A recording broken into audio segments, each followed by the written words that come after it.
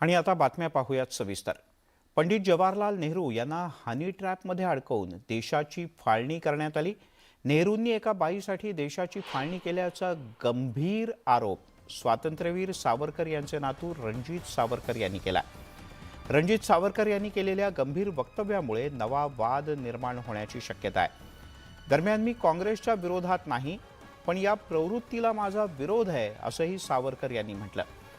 भारत सोडताना फाळणी करायची हे ब्रिटिशांचं ठरलं नव्हतं, तर अखंड हिंदू राष्ट्र हवं असं सावरकरांना वाटत होतं। सावरकरांनी फाळणीला विरोध केल्याचं सुद्धा रणजित सावरकर यांनी आवर्जून नमूद केलं। रणजित सावरकर यांनी आज एक पत्रकार परिषद घेतली आणि अनेक जुने पुरावे, कागदपत्र, संदर्भ असं सगळंच सादर केलं।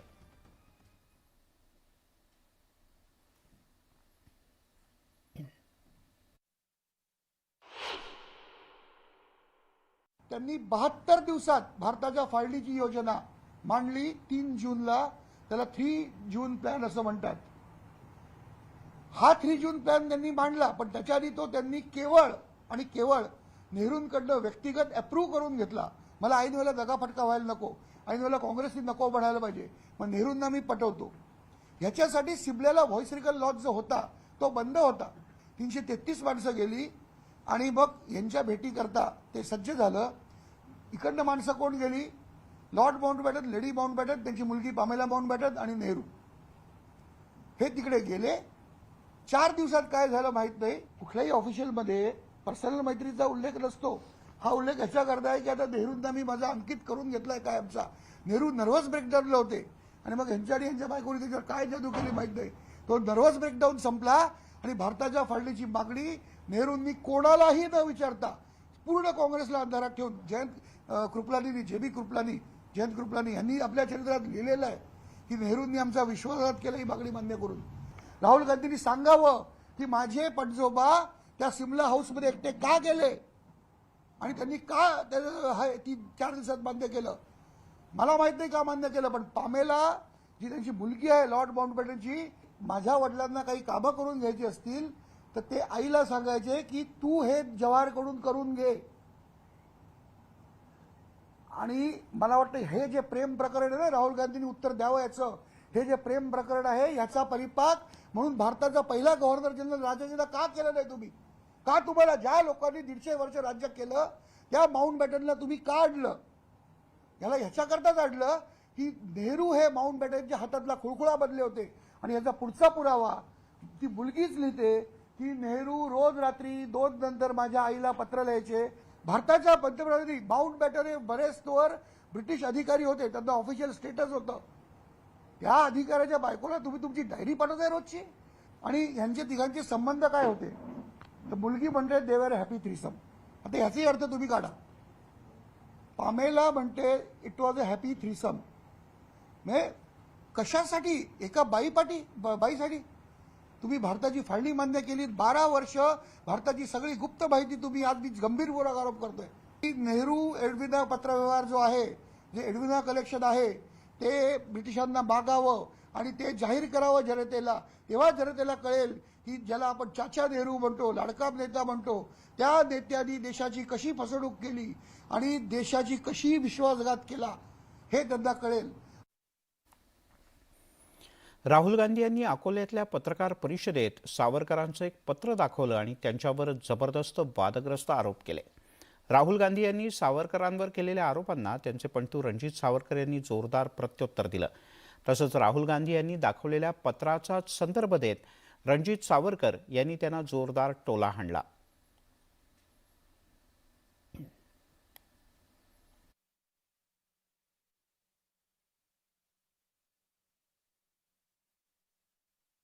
ये सावरकर जी की चिट्ठी है जिसमें उन्होंने अंग्रेजों को लिखा है, और मैं पूरी चिट्ठी आपको पढ़नी होगी, देख लीजिए, मैंने हाईलाइट भी कर रखी है, मगर मैं सिर्फ आखिरी लाइन पढ़ना चाहता हूं। अंग्रेजी में लिखी है तो मैं अंग्रेजी में बोल देता हूं।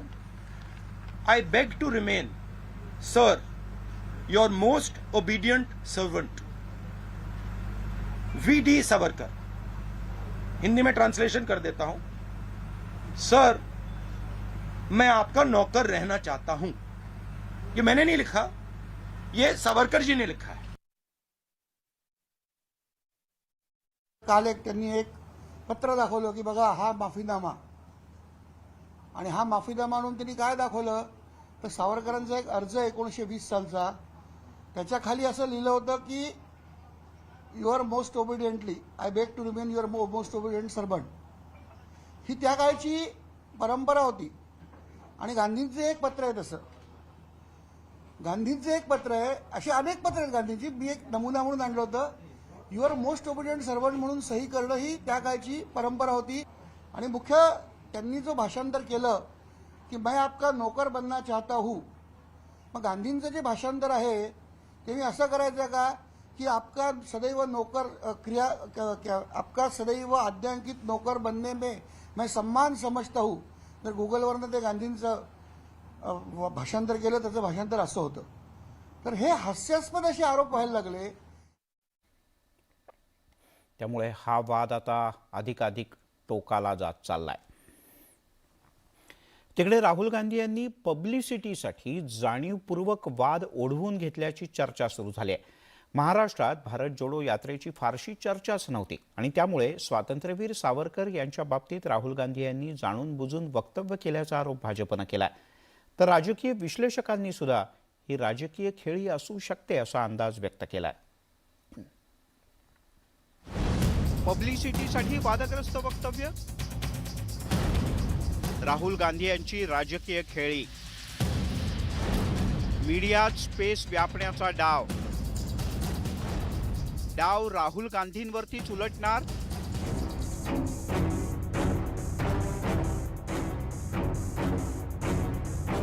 स्वातंत्र्यवीर सावरकर यांच्याविषयी महाराष्ट्र आणि देशभरात आदराची भावना आहे. स्वातंत्र्यासाठी सावरकरांनी भयावह असा तुरुंगवास भोगला. हिंदूंमधील जातीभेद निर्मूलनासाठी सावरकरांनी मोठं काम केलं. या आणि अशा अनेक कार्यामुळे महाराष्ट्रात स्वातंत्र्यवीर सावरकरांचा नेहमीच आदर करण्यात आला. मात्र याच महाराष्ट्रात राहुल गांधी यांच्या भारत जोडो यात्रेला नागरिकांचा मोठा प्रतिसाद मिळत नाही. त्यामुळे राहुल गांधी यांनी अवमानकारक शब्द वापरल्याचा आरोप भाजपनं केलाय. ये सावरकर जी ने लिखा है. भारत जोडो यात्रेला जेव्हा देशानं नाकारलं म्हणून आपण सावरकरांचं नाव पुढे घेऊन माध्यमांची जागा व्यापू इच्छिता, काय उद्देश आहे तुमचा? भारत जोडो यात्रेला मीडियात कव्हरेज मिळत नसल्याचा आरोप काँग्रेसचे नेते सातत्यानं करतात. त्यामुळे स्वातंत्र्यवीर सावरकरांच्या विरोधात वक्तव्य करून यात्रेला प्रसिद्धी मिळवून देण्याचा हा स्टंट असल्याची चर्चा सुरू झाली आहे. इंदिरा गांधींनी कधी सावरकरांवरती अटॅक केला नव्हता. मला वाटतं काहीतरी त्यांनी सावरकरांविषयी जे काहीतरी मला वाटतं त्यांच्या बाजूनीच त्यांचं वक्तव्य किंवा त्यांची भूमिका असेल, परंतु ना नेहरूंनी कधी सावरकरांना टार्गेट केलं नाही, ना इंदिरा गांधींनी कधी केलं नाही. म्हणजे ते द्विराष्ट्रवादाचे पुरस्कर्ते होते असं म्हटलं जातं आहे, जिना आणि सावरकर. परंतु त्याविषयी गांधीजीचं कधी वक्तव्य आलेलं अजून स्पष्ट नाही आहे. स्वातंत्र्यवीर सावरकरांच्या बद्दल अवमानकारक वक्तव्य केल्यानंतर राज्यात आणि देशात संतापाचा भडका उडाला.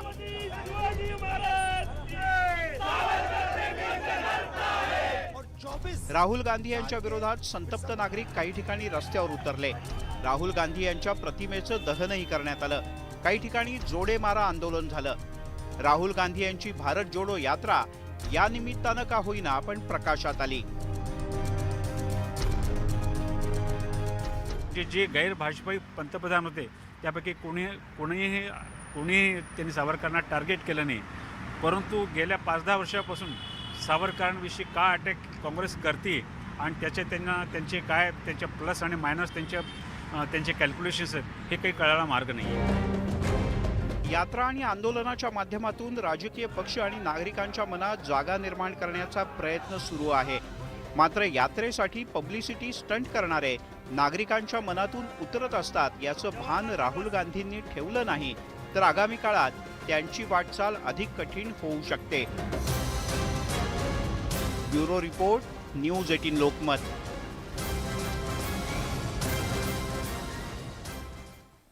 दरम्यान राहुल गांधी यांनी स्वातंत्र्यवीर सावरकरांच्या बद्दल केलेल्या वक्तव्यानंतर राज्यात राजकीय घमासान झालं.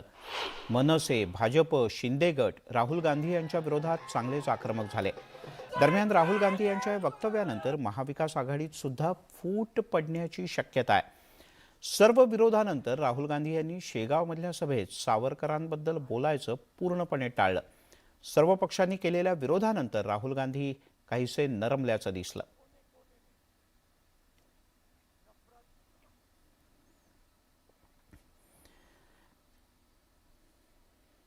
देशामध्ये आज भाजपनं हिंसा, द्वेष आणि दहशत पसरवले.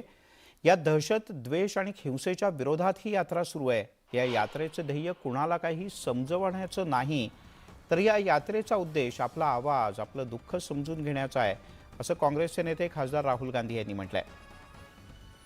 भीती, हिंसा आणि द्वेषानं तोडलं जात असेल तर प्रेमानं सर्व जोडलं जातं. भारत जोडोचं ध्येय हे मन की बात करण्यासाठी नाही, असा टोलाही राहुल गांधी यांनी लगावला.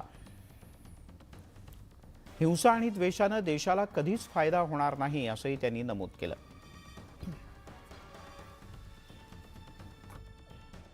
देश में,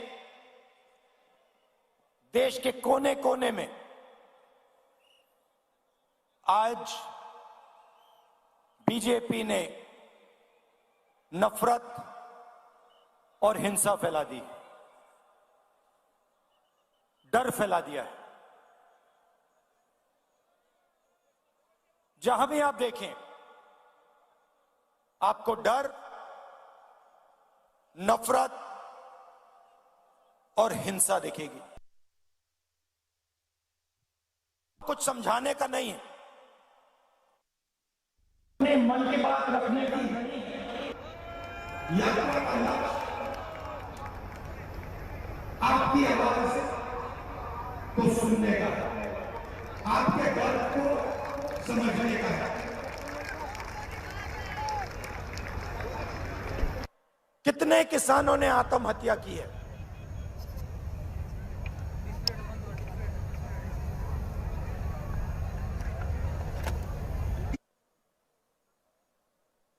क्यों की है, किस कारण की?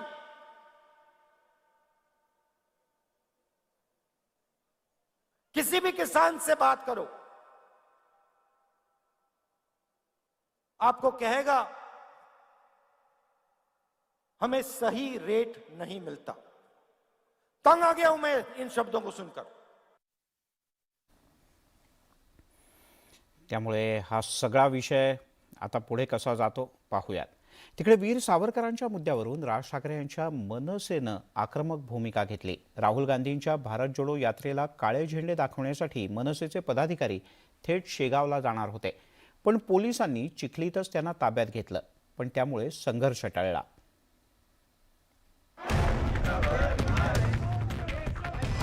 राहुल गांधींविरोधात मनसे आक्रमक.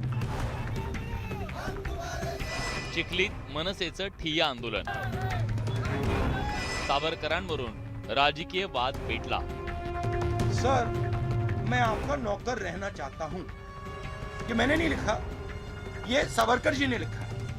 काँग्रेसचे बडे नेते राहुल गांधींनी वीर सावरकरांविषयी केलेल्या वक्तव्यानं राज्यात नव्या राजकीय वादाला तोंड फुटलंय. बुलडाणा जिल्ह्यातल्या चिखलीमध्ये राज ठाकरेंच्या महाराष्ट्र नवनिर्माण सेनेचे पदाधिकारी आणि कार्यकर्त्यांनी ठिय्या आंदोलन केलं.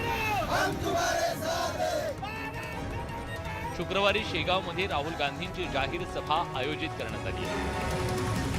यावेळी मनसेचे पदाधिकारी राहुल गांधींना काळे झेंडे दाखवणार होते, मात्र मनसे पदाधिकारी चिखलीत दाखल होताच पोलिसांनी त्यांना रोखलं. यावेळी मनसे कार्यकर्त्यांनी राहुल गांधींविरोधात जोरदार घोषणाबाजी केली. आदेश त्यांच्याकडे नसताना ते आम्हाला थांबवत आहेत. कुठला दबाव आहे आम्हाला माहित नाही. आम्हाला शेगावला जायचंय, साहेबांचे आदेश आहेत आणि आम्ही जाणार.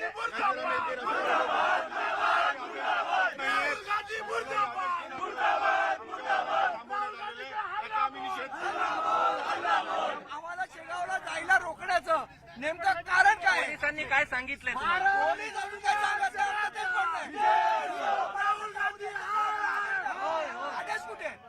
कोणी आदेश दिले, कशाचे आदेश दिले आणि काय आदेश दिले?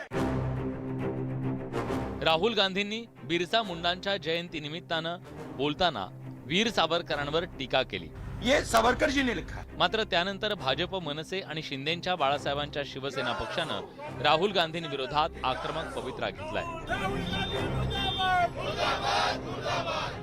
ठिकठिकाणी आंदोलनं सुरू झाली. एकीकडे आंदोलनाचा सिलसिला सुरू झाला तर दुसरीकडे राहुल गांधींनी गुरुवारी पत्रकार परिषदेत पुन्हा एकदा सावरकरांवर निशाणा साधलाय.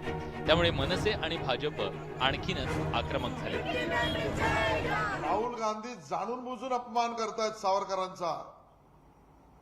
सावरकरांचा अपमान जे राहुल गांधी करतायत तो सावरकरांचा अपमान तर आहेच, पण देशभक्त सगळ्या भारतीयांचा अपमान आहे की एक मराठी माणूस ज्याने भारताच्या स्वातंत्र्यासाठी काळा पाण्याची शिक्षा भोगली पण झुकला नाही, त्या सावरकरांचा अपमान म्हणजे आमच्या मराठी माणसाचा सुद्धा अपमान आहे. एकीकडे राहुल गांधींची भारत जोडो यात्रा राज्यात मार्गक्रमण करत असताना दुसरीकडे सावरकरांवरून सुरू असलेल्या राजकीय वादामुळे राजकीय वातावरण खवळून निघालंय.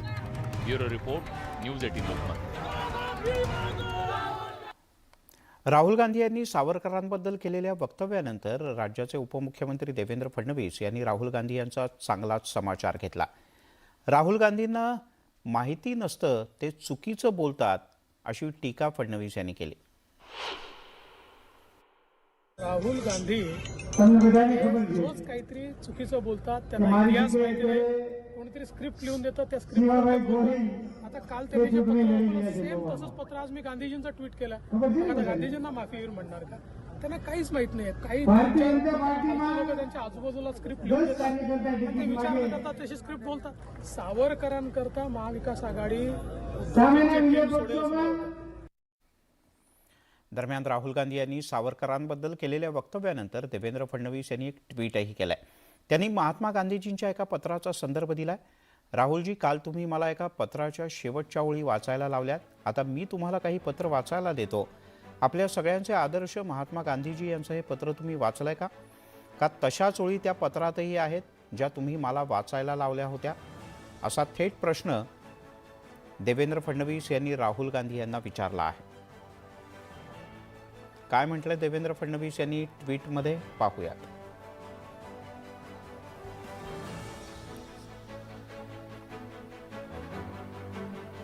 राहुल जी, कल आपने मुझे एक पत्र लिखा था, अंतिम पंक्तियां पढ़ने को कहा था. चलो अब कुछ दस्तावेज आज मैं आपको पढ़ने देता हूं. हम सबके आदरणीय महात्मा गांधी जी का यह पत्र है. पत्र आपने पढ़ा? क्या वैसी ही अंतिम पंक्तियां इसमें मौजूद है जो आप मुझे पढ़वाना चाहते थे?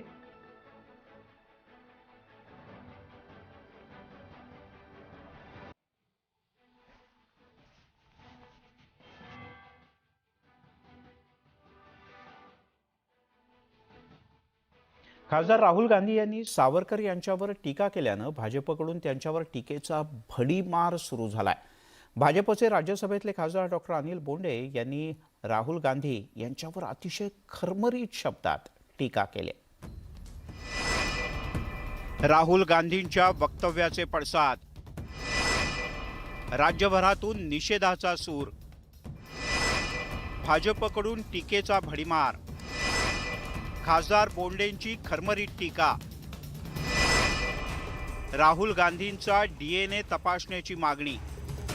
सर, मैं आपका नौकर रहना चाहता हूं. ये सावरकर जी ने लिखा है.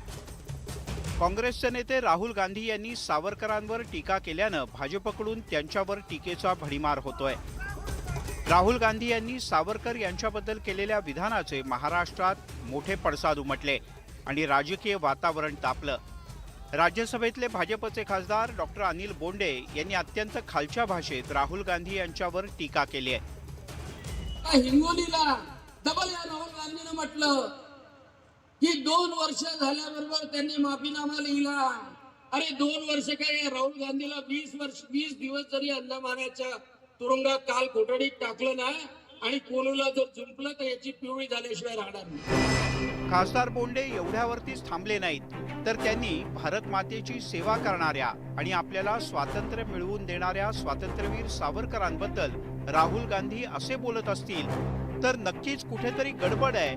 राहुल गांधी यांचा DNA तपासणं गरजेचं आहे असं विधान केलंय.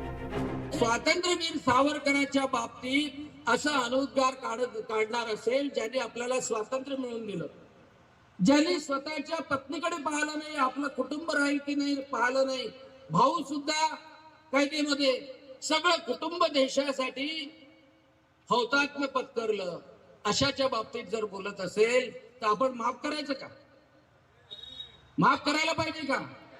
नाही माफ करायला पाहिजे. नुसतं माफ नाही करायचं तर प्रत्येकाच्या घरात जाऊन सांगणं आहे की यांचा DNA चेक करणं आवश्यक आहे. खासदार बोंडे यांच्या या खरमरीत वक्तव्याचा काँग्रेसकडून देखील खरपूस समाचार घेण्यात आलाय. गेल्या 77 दिवसांपासून शांततेत सुरू असलेल्या राहुल गांधी यांच्या भारत जोडो यात्रेची स्वातंत्र्यवीर सावरकरांवर केलेल्या टीकेनंतर राज्यात मोठी चर्चा सुरू झाली आहे. भाजप, शिंदे पक्ष, मनसेसह महाविकास आघाडीतील सहभागी ठाकरे पक्षाकडून देखील काँग्रेसला घरचा आहेर मिळालाय. राज्यातील काँग्रेस नेत्यांना सारवासारवीची भाषा करावी लागते. Bureau report, news 18 Lokmat. तिकडे महाराष्ट्राच्या राजकारणात आणखीन एक राजकीय भूकंप होण्याची शक्यता निर्माण झाली आहे. कारण काँग्रेसचे नेते राहुल गांधी यांनी स्वातंत्र्यवीर विनायक दामोदर सावरकर यांच्याबद्दल वादग्रस्त वक्तव्य केलं. उद्धव ठाकरे यांनी आपण नाराज असल्याचं स्पष्टपणे सांगितलं आणि त्यामुळेच सावरकरांवरून नाराज झालेले उद्धव ठाकरे महाविकास आघाडीतून बाहेर पडण्याच्या शक्यतेनं जोर धरला. त्यातच शिवसेना प्रमुख बाळासाहेब ठाकरे यांच्या 10व्या स्मृतिदिनी आघाडीतील मित्रपक्ष अर्थात काँग्रेस आणि राष्ट्रवादीपैकी एकही नेता शिवाजी पार्कवर आला नाही. त्यांनी पाठ फिरवली. यामुळे शिवसेनेच्या नाराजीत भर पडल्याचं बोललं जातं. 2019 मध्ये महाविकास आघाडी स्थापन झाल्यानंतर सातत्यानं उद्धव ठाकरे आणि राज ठाकरे यांच्यात वाद पाहायला मिळतोय. मुंबई मनपा असो किंवा महाविकास आघाडीचं सरकार, उद्धव ठाकरे यांच्या काळात प्रत्येक बाबीवर मनसेकडून जोरदार टीका झाली. पण मागच्या काही काळापासून एकमेकांच्या विरोधात उभे राहणारे ठाकरे बंधू पहिल्यांदाच एका मुद्द्यावर त्यांचं एकमत झालंय आणि याला कारण ठरलंय राहुल गांधी यांचं सावरकरांबद्दलचं वक्तव्य. काँग्रेसचे नेते राहुल गांधी यांनी विनायक दामोदर सावरकर यांच्यावर केलेल्या वादग्रस्त वक्तव्यानं देशात खळबळ उडाली. भाजप आणि राज ठाकरे यांच्या महाराष्ट्र नवनिर्माण सेनेनं आक्रमक भूमिका घेतली. आता राज ठाकरे यांच्या पावलावर उद्धव ठाकरे यांनीही पाऊल ठेवलंय. सावरकरांच्या विरोधात टीका करूनही उद्धव ठाकरे यांनी राहुल गांधींवर कोणतीही प्रतिक्रिया दिलेली नव्हती. भाजप आणि मनसेकडून जोरदार टीका केली जात होती. अखेरीस उद्धव ठाकरे यांनी मौन सोडलं आणि राहुल गांधी यांच्या वक्तव्यावर उघडपणे नाराजी व्यक्त केली. वळूयात पुढच्या बातमीकडे. खोके सरकारमुळे 5 प्रकल्प राज्याबाहेर गेले. कृषी क्षेत्रात ओला दुष्काळ जाहीर करायला हवा होता, तो अद्यापही केलेला नाही आणि शेतकऱ्यांना मदत सुद्धा जाहीर झालेली नाही. यासह अनेक मुद्द्यांना घेऊन आदित्य ठाकरे यांनी सरकारवर टीकास्त्र ओढलं. कुठेही पंचनामे झालेले नाहीत, शेतकऱ्यांपर्यंत मदत पोचलेली नाही. मुंबई महानगरपालिकेत टेंडर, ट्रान्सफर आणि टाइमपास सुरू असल्याचाही थेट आरोप आदित्य ठाकरे यांनी केला. तिकडे खोके सरकारचा मुंबईकरांच्या पैशावर डोळा आहे अशा शब्दात आदित्य ठाकरे यांनी शिंदे फडणवीस सरकारवर हल्ला चढवला.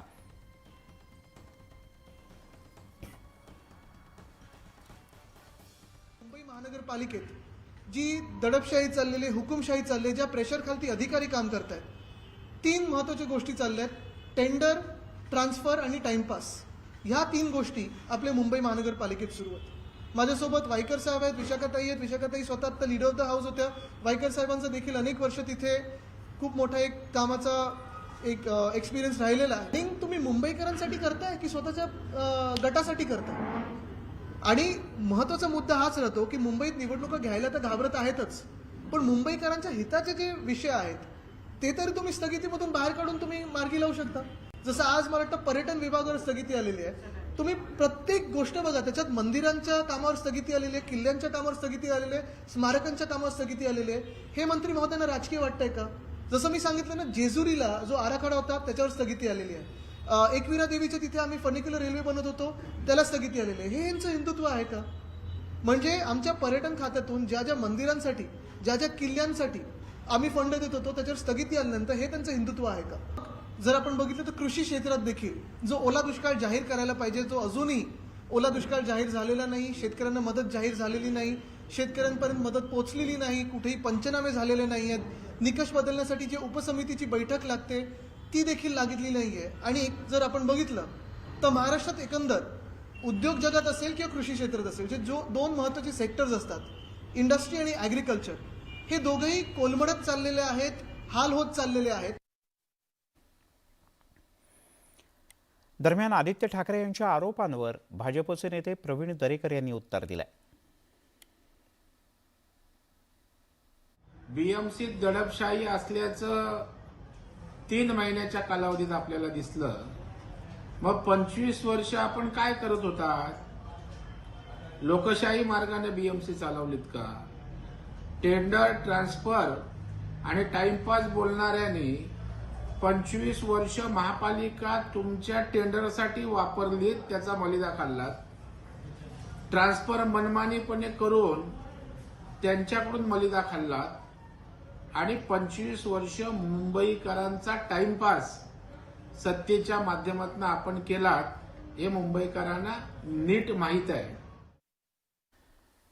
बाळासाहेबांचे शिवसेना पक्षाचे नेते आणि मंत्री गुलाबराव पाटील यांनी पुन्हा एकदा विरोधकांवर टीका केली. यावेळेला त्यांनी त्यांची जीभ काहीशी घसरली. मी शांतपणे काम करणारा माणूस आहे, पण विरोधकांच्याकडून सातत्यानं माझ्यावर कुरघोड्या केल्या जातात, याचा संदर्भ देत गुलाबराव पाटील यांनी टीका केली.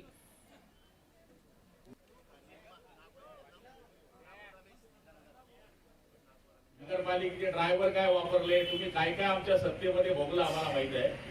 आणि मला तरी असं वाटतं की जेव्हा वेळ येईल, जेव्हा काय असते हे सगळं दाखवण्याची माझ्याकडे ताकद आहे. मी शांत आहे याचा अर्थ असा नाही की मी हे निश्चित. ठाकरे पक्षातील नेत्या नीलमताई गोऱ्हे यांनी नारायण राणे यांच्यावर जोरदार टीका केली. यावर प्रतिक्रिया देताना नारायण राणे यांनी मोठा गौप्यस्फोट केलाय. माझ्या शिफारसीशिवाय ताई शिवसेनेत राहिल्या नसत्या, त्या शिवसेना सोडून चालल्या होत्या. नीलम गोऱ्हेंना शिवसेनेत मी थांबवलं, असा गौप्यस्फोट राणे यांनी केला. उद्धव ठाकरे मुख्यमंत्री असताना त्यांना मंत्रिपद मिळालं नाही, त्यामुळे त्या नाराज होत्या, असा दावा सुद्धा राणे यांनी केला.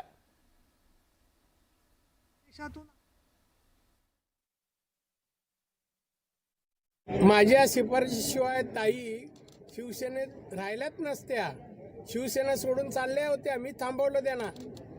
आठवतं का विचारा, आता हे ऐकल्यानंतर त्यांना आठवेल. आणि ताई नाराज आहे, त्यांना मंत्रिपद तेव्हा मिळालं नाही उद्धव ठाकरे मुख्यमंत्री असताना.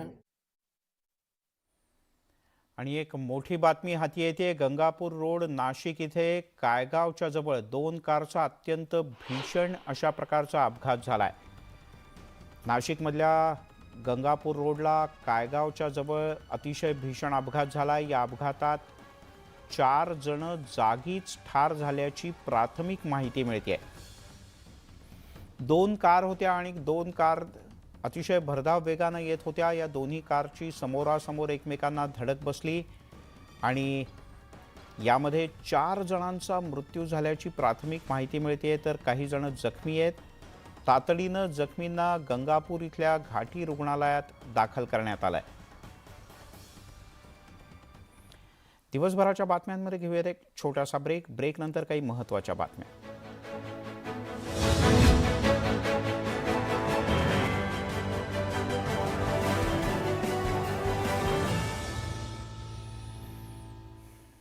ब्रेकनंतर आपल्या सगळ्यांचं पुन्हा एकदा स्वागत. गुजरातच्या कच्छमधलं एक गाव असं आहे ज्याची ख्याती 7 समुद्रापार आहे. इथल्या कारागिरांच्या कलेनं देश विदेशातील पर्यटकांना मोठी भुरळ घातली आहे. तसंच 1-2 नव्हे तर गावातील 70 कारागिरांनी राष्ट्रीय पुरस्कार पटकावले आहेत.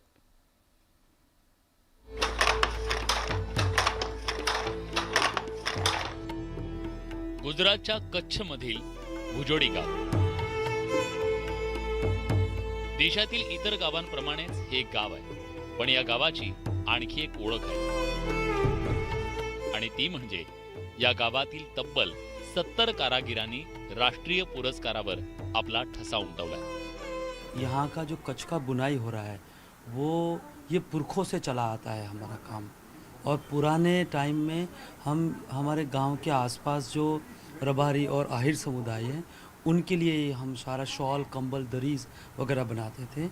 लेकिन अभी पिछला 40 साल से धीरे धीरे बाज़ार बदला तो हमारे बुनकरों ने भी चीज़ें बदली।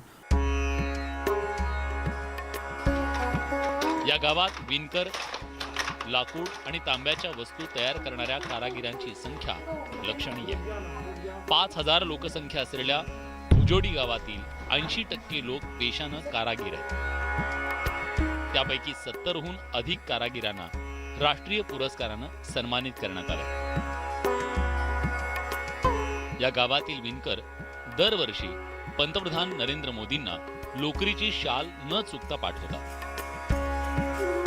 काळासोबत गावातील विणकरांनी लोकर, कॉटन आणि सिल्क पासून कापड तयार करायला सुरुवात केली आहे। त्यामुळे आता परदेशात सुद्धा या गावाची ख्याती पोहोचली आहे। 70 अवार्ड मिला है, तो इसमें से 38 तो नेशनल अवार्ड मिला है, राष्ट्रीय पुरस्कार मिला है।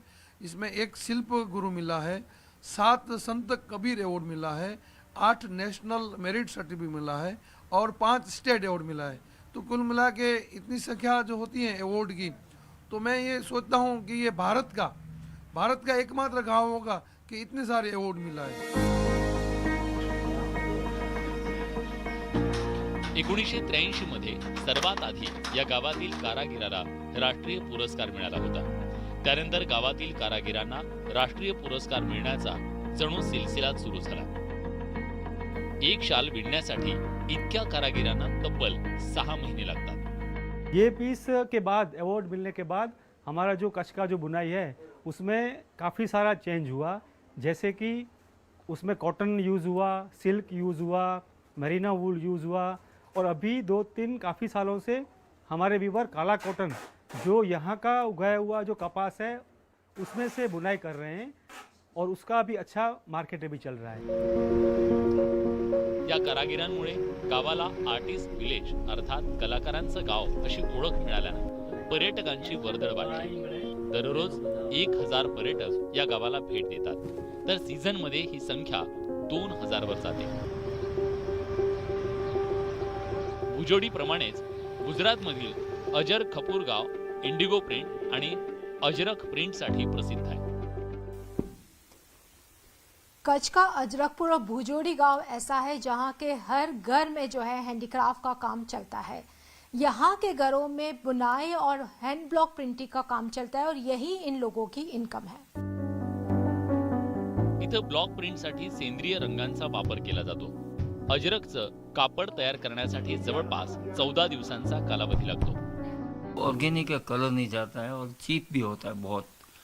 अगर आप मिल के मुकाबले में देखो तो हैंड का नेचुरल उससे भी कई गुना सस्ता और अच्छा होता है। एनीवे इसका रीज़न एक ये भी है कि वो बहुत कलर फास्ट रहता है और ड्री को नुकसान नहीं करता। सबसे बड़ा फ़ायदा ये इसके अंदर है। और इसका जो प्रिंट का मेथड है वो भी ऐसा पूरा ऑर्गेनिक है, इसके अंदर कहीं केमिकल नहीं है। अजरकपूर गावातील बांधणीला परदेशातून मोठ्या प्रमाणात मागणी आहे। अजरकपूर आणि भुजोडी या गावांनी 7 समुद्रापार आपली ओळख निर्माण केली आहे। कॅमेरामन मानस दाससह प्रीती सोनपुरा, न्यूज 18 लोकमत, कच्छ, गुजरात। 2 दिवसांपूर्वी रिक्षाचालक छेड काढत असल्यानं अल्पवयीन तरुणीला धावत्या रिक्षातून उडी मारण्याची वेळ आली होती। औरंगाबादमधली ही घटना होती। या घटनेमुळे पोलीस तसंच आरटीओ प्रशासनावर प्रश्नचिन्ह उपस्थित झालं होतं। ही बातमी न्यूज 18 लोकमतनं दाखवली होती। यानंतर या घटनेची दखल महिला आयोगानं घेतली आहे। या घटनेनंतर आता आरटीओ देखील ॲक्शन मोडमध्ये आलंय। रिक्षा जप्त करून रिक्षाची कागदपत्र, परमिटची तपासणी केली जाते, तसंच QR कोडची देखील तपासणी करण्यात येते। ज्या रिक्षांमध्ये हे आढळून आलेलं नाही त्या रिक्षांवर जप्तीची कारवाई सुरू करण्यात आली आहे। रिजनल ट्रान्सपोर्ट अथॉरिटीने सर्व रिक्षांचे मीटर कॅलिब्रेट करून घेण्यासाठी 30 नोव्हेंबरपर्यंतची मुदत दिलेली आहे, आणि ती मुदत संपायला साधारणतः एक 15 दिवसच बाकी आहेत। आणि प्रमाण रिकॅलिब्रेशनचं जे आहे ते अत्यल्प होतं, म्हणून आम्ही ऑलरेडी 13 तारखेपासून मोहीम हाती घेतलेलीच होती. आम्ही बरेचसे रिक्षा ज्या आहेत त्या डिटेन केलेल्या आहेत. परंतु परवाच्या दिवशीची कालचीच मला वाटतं कालची जी दुर्दैवी घटना आहे त्यानंतर मात्र आम्ही ती मोहीम आणखीन इंटेन्स करून आम्ही काल टोटल 96 ऑटो रिक्षा ज्या आहेत त्या जप्त केलेल्या आहेत. यासोबतच दिवसभराच्या बातम्यांमध्ये घेऊयात एक छोटासा ब्रेक.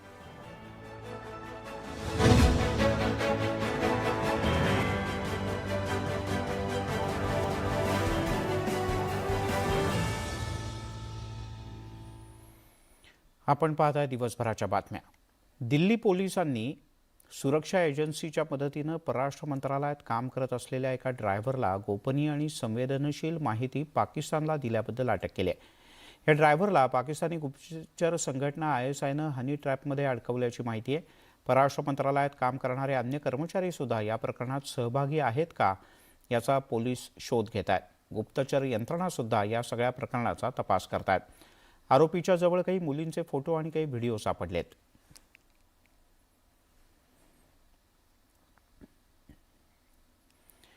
देशाच्या अंतराळ विकास कार्यक्रमाच्या शिरपेचात मानाचा आणखीन एक तुरा खोवला गेलाय. पहिलं खाजगी रॉकेट विक्रम S याचं यशस्वी उड्डाण पार पडलं.